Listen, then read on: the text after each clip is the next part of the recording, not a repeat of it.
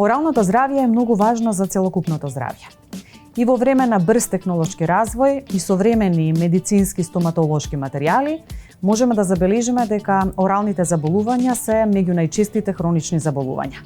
Ова беше предизвикот поради кој што се нафативме оваа тема да ја обработуваме денес во ова издание на Приказна. Оралното здравје многу често е поврзано, односно може да биде предизвикувач на низа заболувања, како што се проблеми со срцето, дијабетес и некои други заболувања. Денес истражуваме нешто повеќе на оваа тема.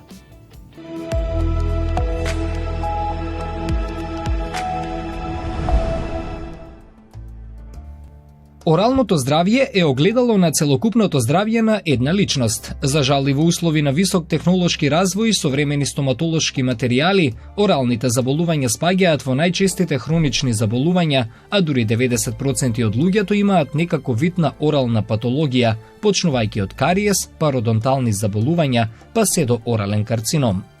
Во уста со сериозно оштетување на забите и болест на пародонтот е поверојатно бактериите да навлезат во крвотокот и да предизвикаат и други здравствени проблеми. Голем број на научни студии пронаоѓаат поврзаност помеѓу болести на пародонтот и срцеви заболувања, дијабетес, канцер и многу други. Оралното здравје, оралната празнина, значи забите, устната празнина се нераскинлив дел од човековото тело. И на ист начин и оралното здравје не можеме да го посматраме различно и одделно од човековото, целокупното човеково здравје. Од сите патолошки состојби во устната празнина, повеќето се поврзани со бактериски фактор, односно бактериите како се главниот инсулт, главниот причинител на патолошки состојби во устната празнина. Од тие причини, основниот начин на справување со овој проблем е одржување редовна хигиена, редовни посети на стоматолог и на кој што ние не само што прегледуваме заби, зглобови и непца, ние го детектираме и го одредуваме нивото на хигиена и му укажуваме на пациентот, односно даваме индивидуални препораки. Оралното здравје е поврзано со неколку здравствени состојби, вклучувајќи болести на срцето, дијабетес, остеопороза и нарушувања во исхраната. Одржувањето на оралното здравје е од суштинско значење за општото здравје и благосостојба. Токму и затоа е важно негувањето на културата за оралното здравје. Здравствената култура, негата на забите и општо хигиената на оралната празнина се нешта кои што се стекнуваат уште од најмала возраст. Затоа ние стоматолозите препорачуваме првата посета на стоматолог да се случи уште на возрастот од прилика 3 години, при што ќе се создаде еден многу здрав однос помеѓу стоматологот и детето. Тоа да се случи во време кога детето се уште нема никаква патологија, нема кариеси, нема болки и неговата представа за оваа средба и за стоматологијата воопшто ќе биде многу позитивна. За хронично болните, оралното здравје мора да заземе место во генералната грижа. Например, истражувањата покажале дека дијабетичарите имаат 3 пати поголеми шанси да развијат пародонтална болест. Но доколку редовно посетуваат специјалисти и одржуваат оралната хигиена на високо ниво, потенцијалните ризици може ефективно да бидат наблюдувани. Лошата орална хигиена е фактор на ризик за многу други здравствени проблеми. Половина од луѓето во светот страдаат од орални заболувања, како што се расипување на забите и заболување на непцата, што може да влијаат на секој аспект од животот, од лични односи и самодоверба до функционирање во училиште и на работа. Болестите на устата и забите може да предизвикаат непријатност и болка и да бидат поврзани со други сериозни здравствени проблеми. Овие бактериски индуцирани состојби, односно инфекции на непцата или пак на ткивата преку коренот на забот, неминовно преку општата циркулација патуваат низ целото тело. Односно бактериите ослободуваат ендотоксини кои што понатака се прилепуваат, ги напаѓаат токму оние места во телото кои што се слаби точки. Дали е тоа реуматоиден артрит или имаме хронично инсуфициентни бубрези или пак имаме срцева аномалија, Тоа се слабите точки во телото на човекот кои што ќе бидат нападнати од ендотоксините на бактериите кои што виреат во устата. Неверојатно е колку видови и во колкава количина бактерии живеат во нашата орална празнина. Нашата уста се наоѓа на почетокот на гастролошкиот систем и затоа во неа постојано нешто се случува иако не јадеме цело време. На здравието на устната шуплина влијаат повеќе фактори. Ризик фактори кои доведуваат до појава на орални заболувања се неправилна исхрана, прекумерна конзумација на шеќери, конзумација на алкохолни пијалоци, пушење на цигари, лоша и неправилна орална хигиена и неправилно користење на флуор профилакса. Родителите прашуваат дали смеам да му дадам чоколадо на детето. Не би смееле да имаме забранети производи затоа што децата секогаш се стремат да го побараат тоа што им е забрането. Туку треба да им се објасни кога треба да го јадат тоа. Значи, секогаш треба да следи десертот веднаш после главниот оброк. Значи, ручаме, јадеме благо или што и да јадеме. И зошто е тоа така? Затоа што најмногу плунка има во устата, која што е најголемиот чистач всушност на зъбите, веднаш после јадењето. Прв е начинот на исхрана. За жал, поголем дел од храната е веќе индустријски обработена со различни додатоци, кои неповолно влијаат на зъбите и уште повеќе на структурите кои се наоѓаат околу зъбите.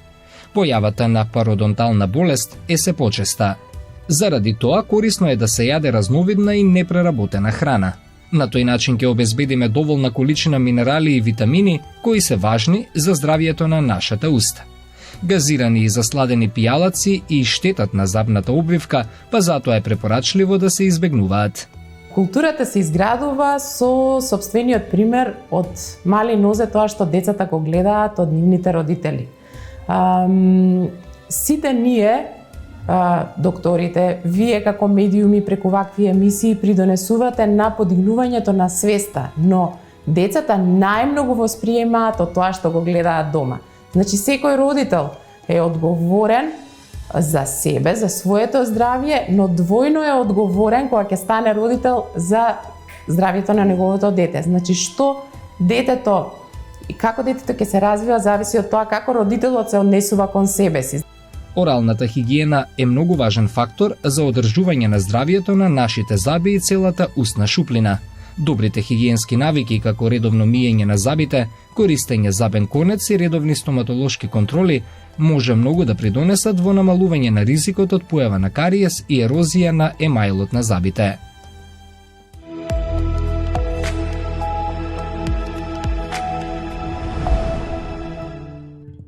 Национална стратегија постои за превенција на орални заболувања кај деца од 0 до 14 годишна возраст и таа е имплементирана со одлука на влада на Република Северна Македонија во 2008 година, а ревидирана 2018 година за наредниот 10 годишен период. Националната стратегија ја спроведуваат превентивните стоматолошки тимови при јавните здравствени установи низ целата наша држава. Основната цел на оваа национална стратегија е изведување на активности кои што вклучуваат стоматолошка едукација, воспитување и најважно залевање на фисурниот систем на сите трајни молари според редоследот на нивната ерупција, како и по потреба на млечните зъби.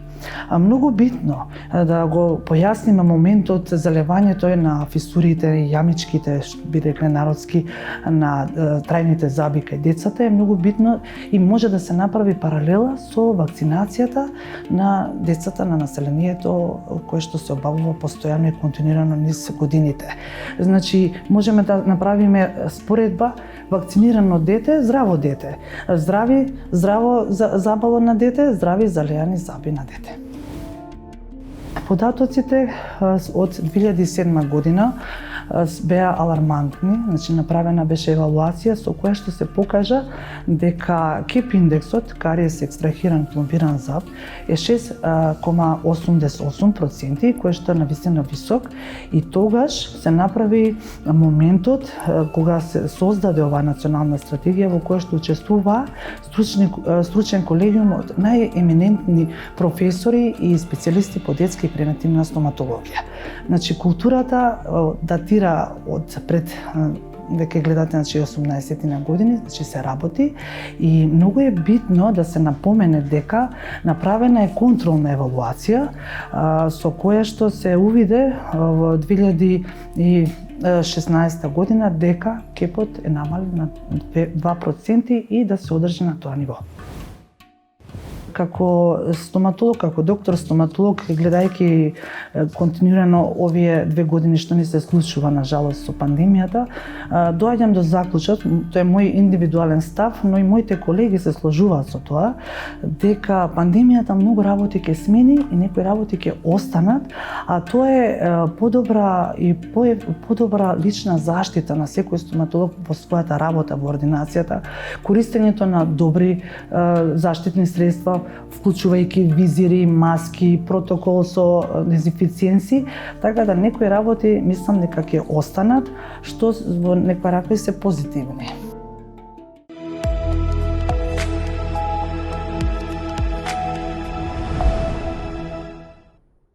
Имаме ли во Македонија култура кон оралното здравје? Секако. Културата на оралното здравје значи севкупната култура на живење. Секако дека има исклучоци во тоа, меѓутоа сметам, особено кај помладите генерации, дека таа култура на себе спознавање и грижа за оралното здравје се повеќе се крива на едно повисоко ниво. Особено со напредокот на технологијата и напредокот на она што го имаме достапно, што значи достапност на сите производи на домашниот пазар, било да се тоа домашни производи или да се производи кои што се од увоз, ни дава една целокупна грижа за нашето орално здравје. Тоа напред се значи користење на квалитетни производи во однос на четките за заби, потоа оралните водички за испирање, потоа конецот кој што е составен дел на оралното здравје, така да сметам дека постои и таа култура на оралното здравје е на едно подкрената на едно повисоко ниво. Особено тука морам да додадам дека и напредокот на стоматологијата како гранка од медицината во нашата земја, особено од 90-тите години па наваму, и со отварањето на приватните ординации и желбата на нашите колеги за пружање на една квалитетна нега, се повеќе ја подкрепа таа култура на оралното здравје преку редовните посети на стоматолог, потоа објаснувањето како да се грижат пациентите за своето орално здравје, како да се грижат за своите заби, и сето тоа допринесува да таа култура биде на едно завидно ниво. Го спомнавте технолошкиот развој кој што сигурно влијае и на осовременување на материјалите кои што се користат за хигиена. Во таа насока би сакала да прашам колку пандемијата ги смени нашите навики во однос на културата кон оралното здравје. Претпоставувам дека тоа влијаеше многу луѓе малку помалку да се појавуваат на стоматолог. Да, имаше еден период кој што траеше доста долго. Скоро изминатата година скоро цела, меѓутоа ние не застанавме со работа, што значи дека сме искористиле технологијата на правилен начин. Во смисол, се повеќе и кај нас и во светот се разви нова гранка во стоматологијата која што се вика телестоматологија, односно пациентите се обраќаат на своите стоматолози преку модерните социјални мрежи, како што се Инстаграм, како што е Фејсбукот, а највеќе и преку вибер комуникацијата. Што значи дека пациентот, сите веќе знаеме дека имаме квалитетни телефони и камери, се сликаат, ги запишуваат своите проблеми, ние се трудиме соодветно да им одговориме, меѓутоа она што значи квалитетна помош сепак е во стоматолошката ординација, и сметам дека и ние и сите колеги сме соодветно опремени за да можеме да пружиме квалитетна нега и во однос на пандемијата која што за жал се уште трае. Тоа значи користење на дезинфекциони средства во ординациите, користење на сетови за еднократна употреба спрема пациентите, како и користење, се разбира, на маски за еднократна употреба и се она што е целокупната грижа околу пациентот. Би сакала да го искористиме овој момент на користење на модерните алатки, при тоа на социјалните мрежи, со оглед на тоа дека младите многу почесто ги користат како медиуми во секојдневната употреба. Дали и на тој начин се придонесе за зголемување на писменоста кон оралното здравје? Апсолутно. Апсолутно. Мислам дека да, бидејќи денес имате достапно се на интернет. Иако пациентите читаат се и се што, меѓутоа во суштината секој може да ја прочита и да ја свати, а тоа е дека со преку редовните стоматолошки прегледи, контроли кои што се вршат еднаш на 3 или зависно од состојбата или на оралното здравје, еднаш на 3 или на секој 6 месеци, допринесоа да пациентите сепак бидат да не кажам писмени, меѓутоа да бидат едуцирани од областа на оралното здравје. Што зборуваат забите за нас, оглед на тоа дека секој од нас има индивидуален забен отпечаток? Да, зборуваат многу.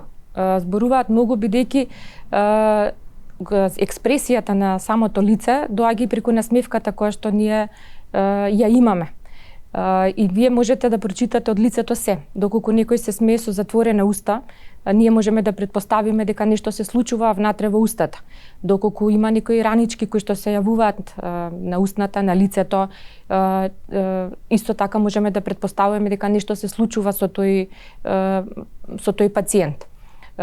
Потоа ние не ја гледаме само како специјалисти, не ја гледаме само устната празнина, туку ние го гледаме целиот орофацијален комплекс, што значи дека го гледаме и лицето, експресијата на лицето, она што се случува околу носот, околу устата, на кожата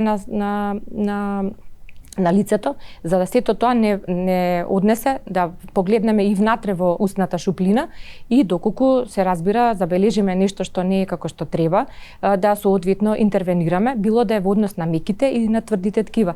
Што значи во однос на тврдите ткива, дали постои некоја заболување како што е на пример кариесот на забите или пак на коскениот дел во устната шуплина или пак на меките ткива на оралната лигавица, која што е и првата врата ни ги покажува сите останати заболувања кои што понатаму можат останатите колеги да ги откријат во однос на целокупниот организам на пациентот. Сакате да кажете дека на некој начин оралното здравје е јазикот преку кој што комуницираме? Апсолутно. Би сакала да го истакнеме и оној момент во кој што не е важно само здравјето на забите, туку здравјето и на целокупната устна шуплина. Дали и тоа ни е јасно дека оралното здравје е еден комплексен дел од сите? Да, како што напоменав, ние кога ќе дојде пациентот, ние го гледаме целокупно. Значи не ја гледаме само регијата да ја отвори устата да видиме дали се случува нешто или дали пациентот има некој расипан зап. Напротив, ние ја гледаме комплетниот краниомаксилофацијален комплекс, што значи дека ги гледаме коските на лицето, го гледаме темпоромандибуларниот зглоб, ја гледаме устата, ја гледаме устната шуплина и се она до орофарингсот, што всушност ни ја заокружува целината, дали пациентот одржува добро орално здравје или не. Бидејќи оралното здравје значи дека добро орално здравје значи дека имаме отсуство на кариес, имаме отсуство на ранички во устата, имаме отсуство на рани на самото лице или пак некое системско заболување кое што се откриваат и се открива преку прегледот во устната шуплина и се до, например, да ги напоменам за жал и карциномите кои што се не така ретки на устната, особено на долната устна. Кога зборуваме за забите, знаеме сите дека имаме млечни заби и веднаш потоа забите кои што ги имаме до крајот на животот. Имам впечаток дека голем дел од повозрасната категорија сметаат дека забите стареат. Има ли вистина во тоа? Има, да, забите стареат како што старееме и ние.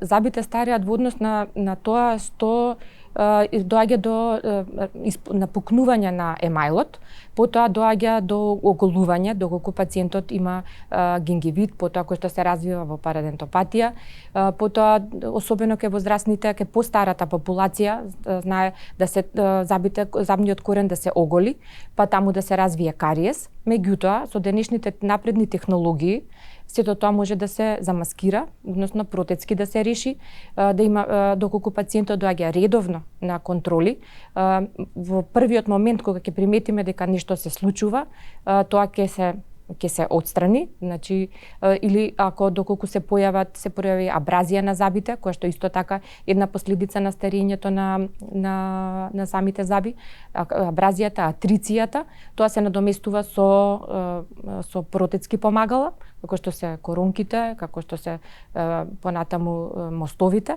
така да модерната технологија ни пружа да ги подмладиме забите на некој начин.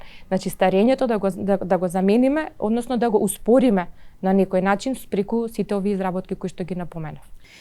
Еден извесен период, малку подамна во анализите кои што беа правени, укажува дека имавме многу ниска свесност кај малите деца и многу често се случуваше да имаат кариес малку подоцна.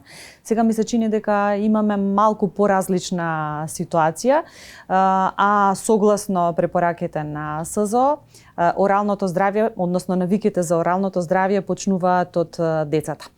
Во тој момент, во таа насока би сакала да го истакнеме оној момент со заливање на забите. Колку и зошто е важно заливањето на забите и колку и зошто е важна културата да се негува од најмали нозе? Па културата на орално здравје секако дека треба да се негува од најмала возраст. Тоа го прават родителите додека детето мало, односно треба да му ја влеат навиката да ја држи четката за заби во најнапред додека е уште мало во рака, потоа правилно да ги четка забите, бидејќи таа навика останува доживотна.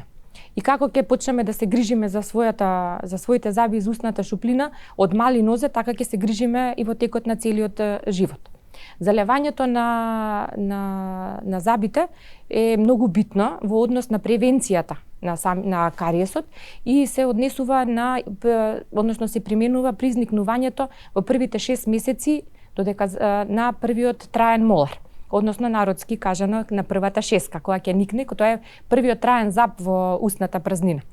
Тоа значи дека кога ќе дојде детето односно кога ќе го донесе родителот детето на стоматолог, ние треба да го исчистиме, да ги залееме фисурите, оние нерамнини кои што ги има во самата морфологија на забот и се запечатуваат, додека не се населени со бактерии кои што се доминантно и присутни во устната шуплина, за да може понатаму да се на еден начин да се направи превентива во однос на развивањето на кариес во подоцничната возраст.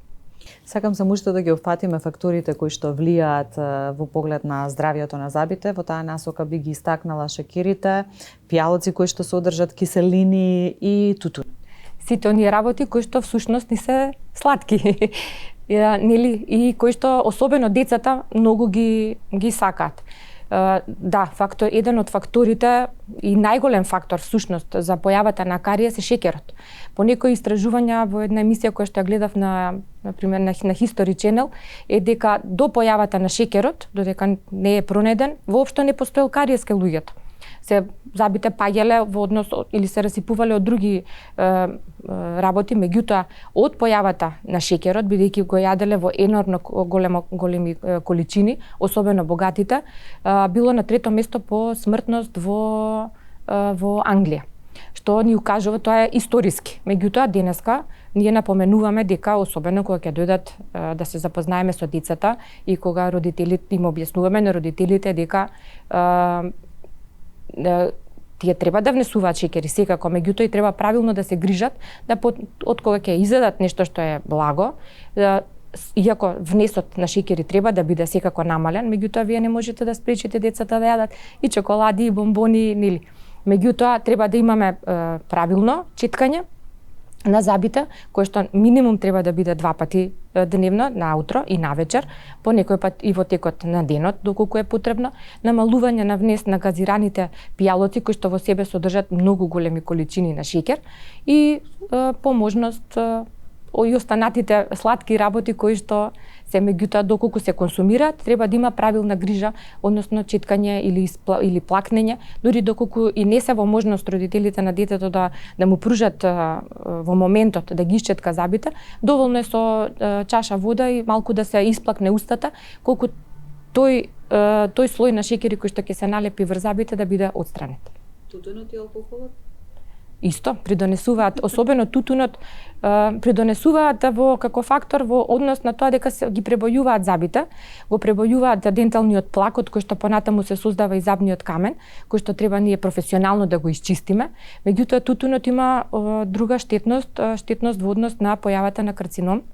И ние за тоа и не препорачуваме како стоматолози секако и ги се трудиме на своите пациенти да им кажеме дека доколку пушат не пушат е одлично, меѓутоа доколку пушат треба да го намалат внесот на цигарите кои што ги консумираат на дневна основа.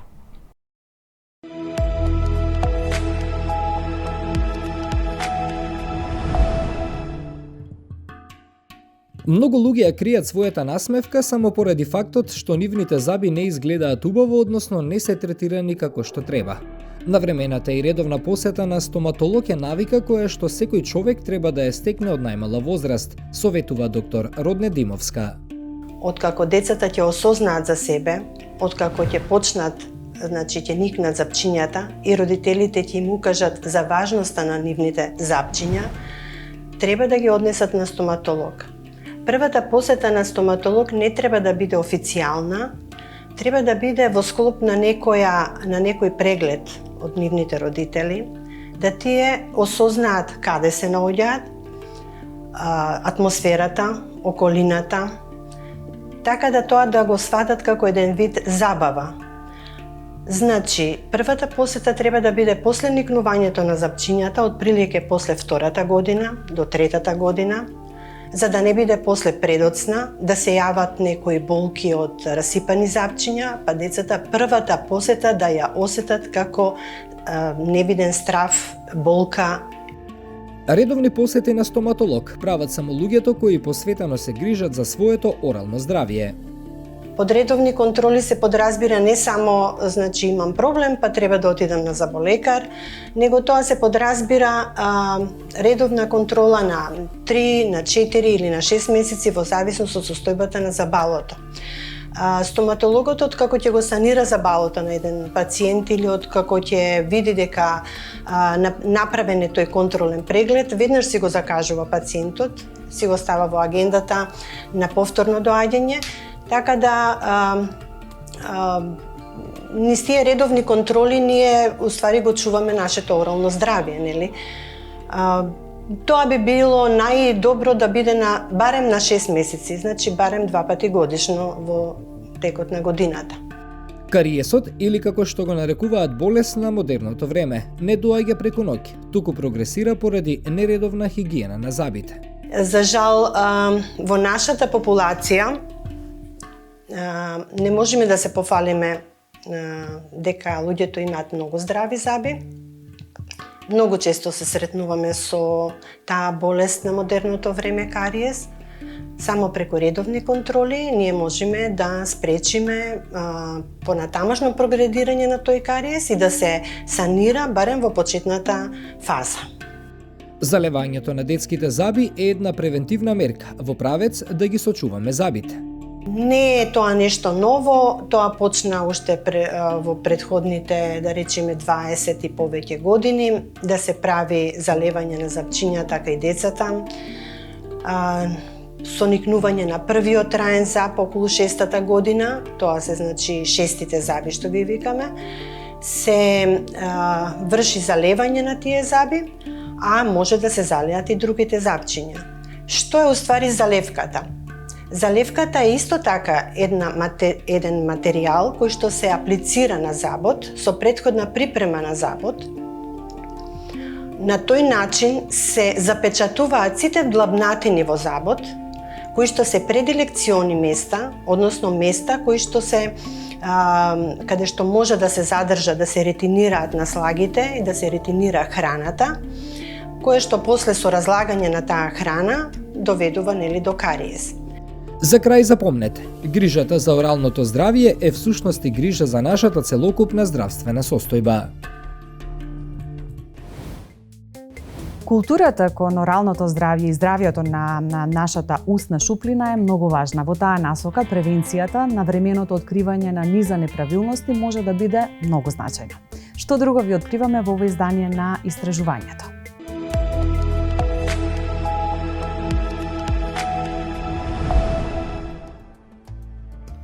Оралните заболувања представуваат едни од најчестите незаразни заболувања и имаат влијание врз квалитетот на животот, предизвикувајќи болка, дискомфор и смрт.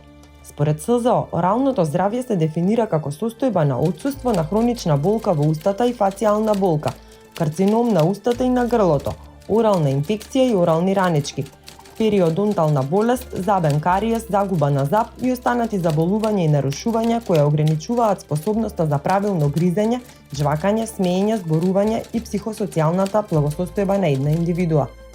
Она што децата на почетокот, без разлика дали имаат патологија или немаат, може да го очекуваат при средбата со првиот стоматолог е пребројување на запчињата, следење на нивната хигиена, евентуално присуство или отсуство на забите кои што ги очекуваме соодветствено со календарот на раст и појава на забите во устната празнина. И на тој начин се случува рана детекција на сите проблеми кои што понатака може да прераснат во потешко совладливи и потешки за третман. За мене најважното нешто од раната посета на детски стоматолог е психолошкиот однос кој што ќе го развијат и ќе ја победат најголемата стигма и најголемиот страв кој што пациентите го имаат од стоматолог. Оралните заболувања, а посебно оние кои се однесуваат на расипување на забите, кои се нетретирани според студијата за глобална оптовареност од болести од 2016 година, опфаќаат најмалку 3,58 милијарди луѓе ширум светот, или 44%, што представува речиси половина од светската популација и се најчести незаразни болести, кои влијаат врз луѓето во текот на целиот живот, предизвикувајќи болка, непријатност, изобличување, па дури и смрт. Ниеден од нас самиот за себе не може целосно да го детектира плакот, каде се наоѓа и во која количина е. Само на редовниот преглед со сондирање, со темелен преглед, тоа може да се утврди и да се укажат точни препораки како да се справуваме со бактерискиот плак. Според Европската академија за детска стоматологија, најбрзо забен налеп се создава од чипсовите и сувите колачи, како на пример бисквитите. Тие се разложуваат побавно во устата отколку бонбоните. Видете, во однос на целата храна која што е високо преработена, значи која што е полна со шеќери и со премногу соли, секојдневно родителите и читаат на социјалните медиуми и ние во ординација им повторуваме дека тоа не е здрава храна. Сега за да им биде полесно на родителите која е здрава храна, а која не е здрава, многу едноставно е, само треба да се запрашаат дали доаѓа од природата или е нешто високо преработено. Ако доаѓа од природата како цело овоше или зеленчук, кое што забите го преработуваат, а не е преработено од страна на некоја машина, тоа е здрава храна. Значи јаболко, морков, сите тоа знаеме. Зошто е тоа така, да го расчистиме?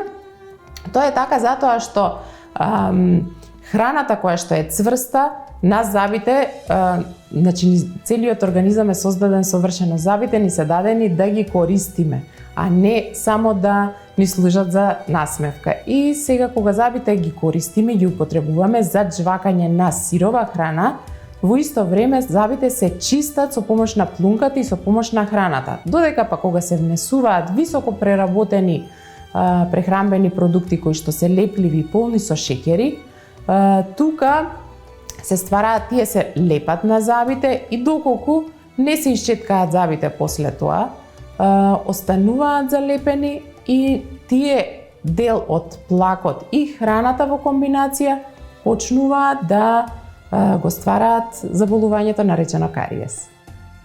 Според последните епидемиолошки испитувања добиени од извршената студија на пресек направена во 2012 година, состојбата со оралното здравје во Република Македонија е подобрена во однос на 2007 година, пред имплементацијата на националната стратегија. Податоците укажуваат дека само 20,5% од децата на 6 годишна возраст немаат кариес. КЕП индексот кај 12 годишни деца во Република Македонија изнесува 2,39, што се смета за умерен според рангирањето од СЗО. Сите четки за заби, сите пасти за заби и најсовремени материјали кои што ги користиме помагаат и го издигнуваат нивото на заштитата на структурата на забите. Со помош на препарати кои што ги нанесуваме имаат прекрасни резултати, но во поново време сведочиме на една пандемија која што го смени целото глобално живење и едукација за здравствената култура наша. Се затворија децата по дома и се јави една нова пандемија на недостаток на витамин D, затоа што многу малку децата се изложени на сонце. Глобално има една иницијатива од наша страна во соработка со клиниката за педиатрија да се сменат протоколите и да почнеме да ги испитуваме ран скрининг да правиме на нивото на D витамин во крвта. Така да со професорката Софијанова правиме напори да тоа се направи на ниво на цела држава и сите деца да имаат и возрастни еден скрининг на нивото на D витамин, тоа да се прави редовно, да се советуваат родителите како правилно да го даваат суплементот, со кои додатоци, за да точно калциумот отиде во коските и во забите, таму кај што треба. Во Република Македонија не се врши флуорирање на водата во ниту еден водоснабдувачки објект, а исто така не се користи ни природно флуорирана вода за пиење. Според податоците добиени од флуорната карта на Република Македонија, изработена од страна на Институтот за јавно здравје и Стоматолошкиот факултет, концентрацијата на флуоридите во водата за пиење во нашата земја се под 0,3 милиграми флуор на литар вода, што од превентивен аспект представува незабележителни количини. Шекерот е водечки фактор на ризик за расипување на забите, забен кариес. Луѓето треба да имаат здрава исхрана со малку шекер и многу овошје и зеленчук. Тоа би значало дневна доза на шекер да изнесува приближно 6 лажички кај возрастни и 3 лажички кај деца, за да се минимизира ризикот од кариес во текот на животот. Тутунот во која било форма е нездрав. Тој го зголемува ризикот од заболување на непцата, предизвикува карцином на оралната лигавица, боење на забите, лош здив, предвремено губење на забите и губење на вкус и мирис. Пиењето премногу алкохол е главен фактор на ризик за многу болести, вклучително и орални заболувања. Киселината и високиот процент на шекер кај повеќето алкохолни пијалоци може да ги уништат забите, предизвикувајќи забен кариес. Алкохолот исто така може да предизвика рак на уста и непца. Добрата хигиена, редовните прегледи на забите и здравиот начин на живот ќе помогнат во заштитата на устата и телото, без оглед на возраст. Превенцијата, раното откривање и лекувањето се важни за одржување на забите и устата здрави, а со тоа и спречување на какви било потенцијални негативни влијанија врз целиот организам. Наша основна препорака е дека здравата уста треба да се контролира редовно на секој 6 месеци. Пастата за заби пред многу години, поточно пред 5000 години, била изработена од страна на египтјаните. Во артикулација ви откриваме интересни податоци поврзани со оралното здравје.